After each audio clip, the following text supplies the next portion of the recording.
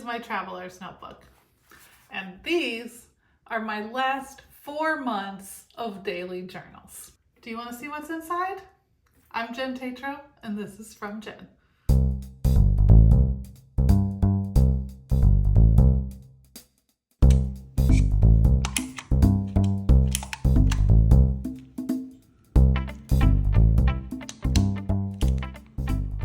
I love my traveler's notebook, and I love the idea of documenting my days both in words and pictures.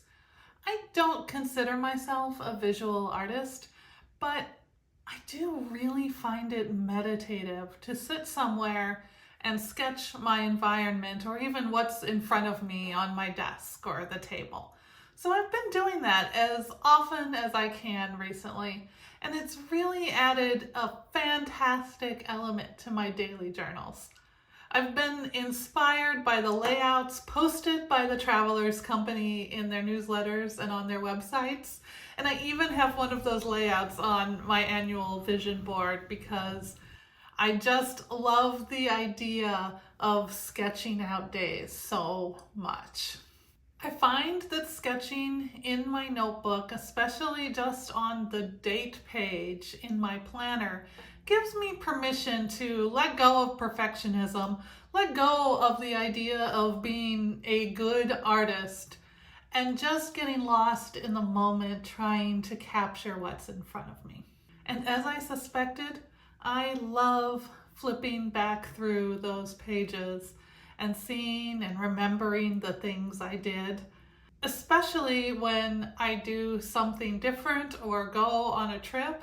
In fact, the very idea of documenting it has made me much more excited for trying out new things and going new places.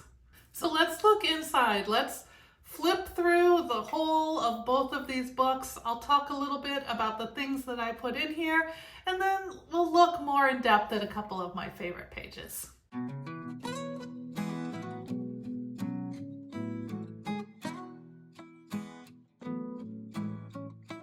I actually really love this first page of my January notebook. This was Kevin's birthday and we took a trip to Disneyland. So I love that I was able to commemorate that.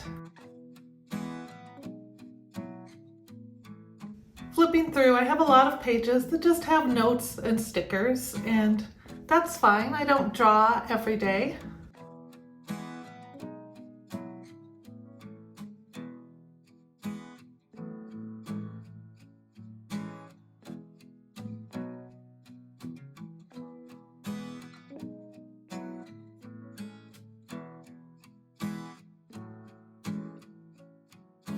I've been going to a lot of different coffee shops around town, so you'll see many drawings of the fronts of coffee shops made while I sat outside and sipped a drink on the patio.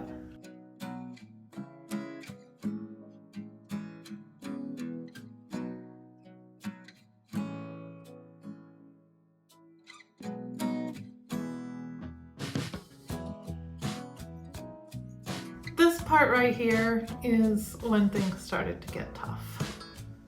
And there are a lot of days that I didn't draw or write anything. A lot of those days.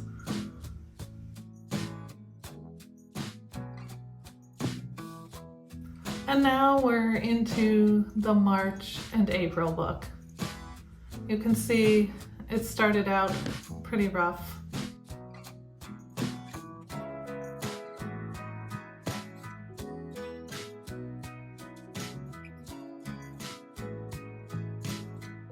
You can always tell the hardest days.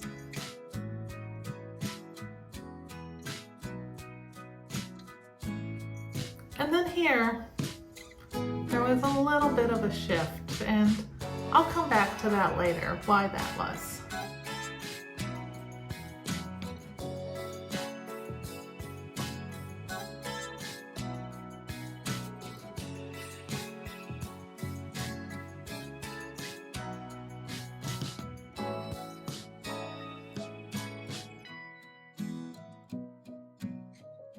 Oh look, that's me.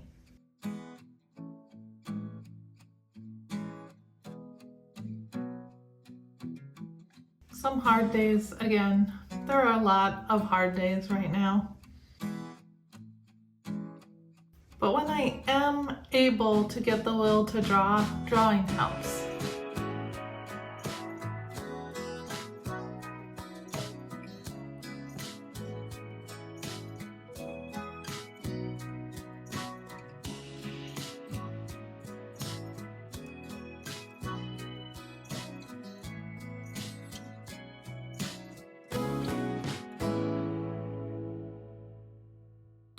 Let's go back in now and look at my favorite pages, and I want to talk about some of these spreads a little bit more in depth. This page here was one of my coffee shop outings, and this is one of my favorite ways to illustrate going out to a coffee shop and a restaurant, to draw the outside of the building, but then also to draw what I ate or drank. I love this page too because it's a self-portrait. I drew this on a day when I happened to be on Discord for a long time and I was staring at my own face. Right here is the point where I went back to Colorado after Kevin died, and I spent some time with family and friends. My sister-in-law is an artist and she draws regularly, and it really benefited me to be staying with them for several days and to sit with her in the evenings as she sketched on her projects and I drew in my journal. That week helped to bring me back to myself. And I'm not saying that there weren't hard days after, because there have been, but having that week with my family and friends, and especially getting to spend time with other creative people in my life, made a huge difference for me going forward. This one here is from shortly after I took up watercoloring. I'm just experimenting, but I've taken to sketching things, painting things in my watercolor notebook, and then just cutting around the images and pasting them into my daily journal. And this page wasn't anything super special, but I want to point out this big circle that says I had a bad day, because I want to be able to look back and say, oh yeah, that was a bad day, but I came through it and I took care of myself and that was okay.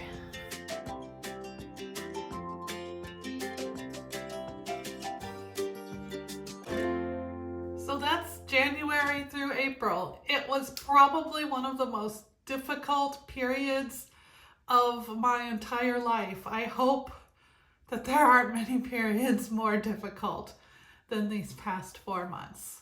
But I did keep drawing through them, and I forgave myself for the days when I couldn't muster any creativity. Check back in a couple months to see what the May-June notebook looked like. Until next time, I am wishing you love and joy and all those good things, and I can't wait to talk to you again.